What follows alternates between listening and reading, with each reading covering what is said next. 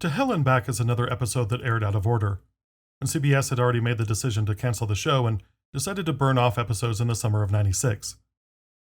The episode was conceived to jumpstart the character of Dr. Matt Crower, who was portrayed as an appropriately haunted character by actor Jake Weber. But Weber's performance is so weak and so vulnerable that he just comes across as another victim, rather than someone who can rise to protect Caleb and oppose Lucas Buck. This is one of the rare moments when the writers made that attempt.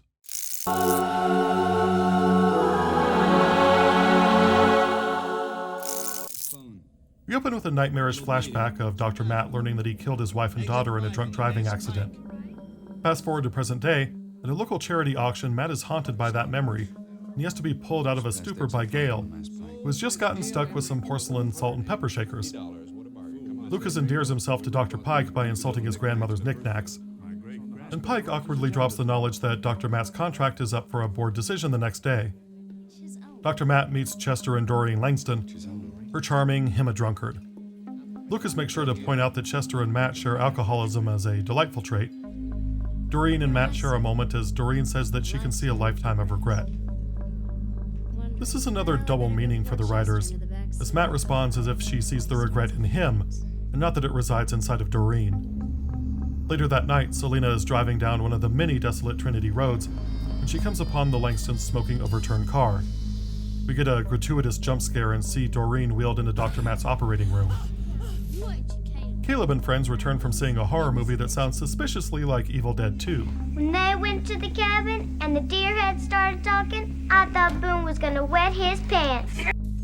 They're so spooked that they start making assumptions about the neighbor, Mr. Emmett. In fairness, he does dig a hole in the middle of the night and shout at the moon.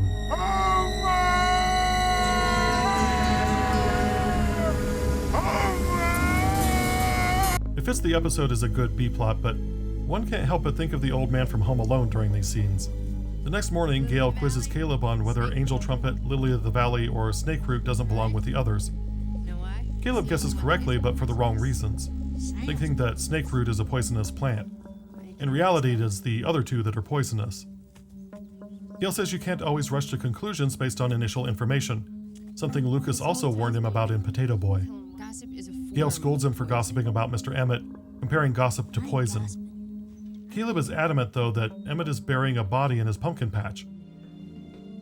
Lucas drags Chester back in after he bolted from the hospital, and Dr. Matt is reminded of his own wife's death. Chester screams that Lucas told him to drive her home, but Lucas, of course, denies it.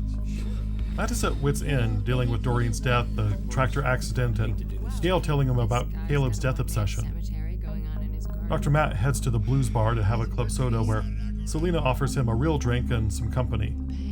He tells her that it's a special night, the anniversary of his family's death.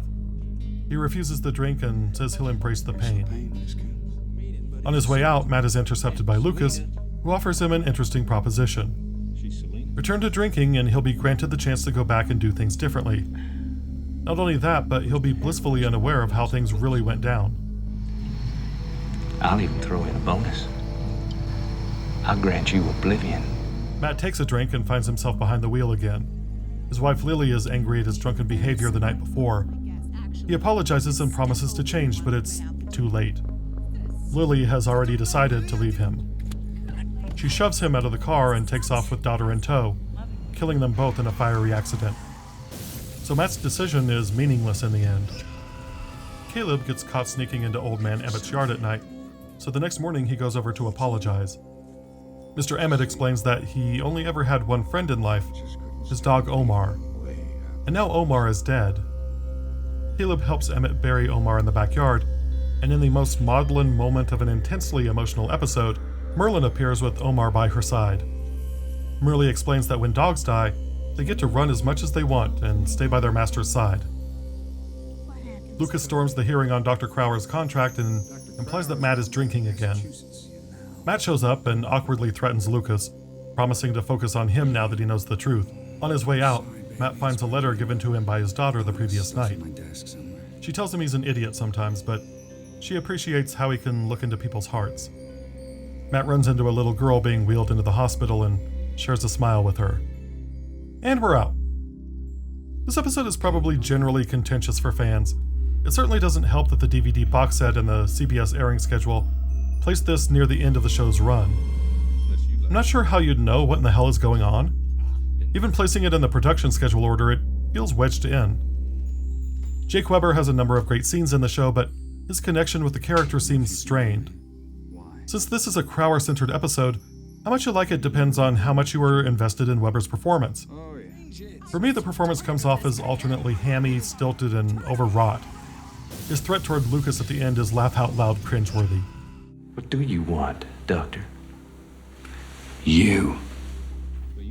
I'm sure Weber was playing Matt Crower to the best of his ability, but it seems like the writers couldn't agree on exactly who he is or where he is in his redemption arc. And it didn't help that the network lost faith in Weber quickly and pushed for him to be replaced by a stronger character. In this episode, it seems like a huge miscalculation that Matt is busting out Latin and simple conversations and quoting George Santayana. I still can't tolerate apple pie. Oh well. Deus de bus. We who forget the past are condemned to repeat it. Bit of a pretentious fop, wouldn't you say? I did, however, appreciate another use of logical fallacy in the form of Morton's fork. Morton's fork is the name philosophers and game theorists use to describe a situation in which two or more options are given, but those options all wind up leading to the same outcome. Choice then becomes an illusion, which can either lead to nihilism or relief, depending on your point of view.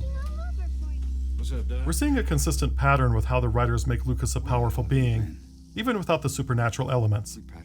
He simply constructs arguments or presents scenarios that look sound but fall apart for those willing to look.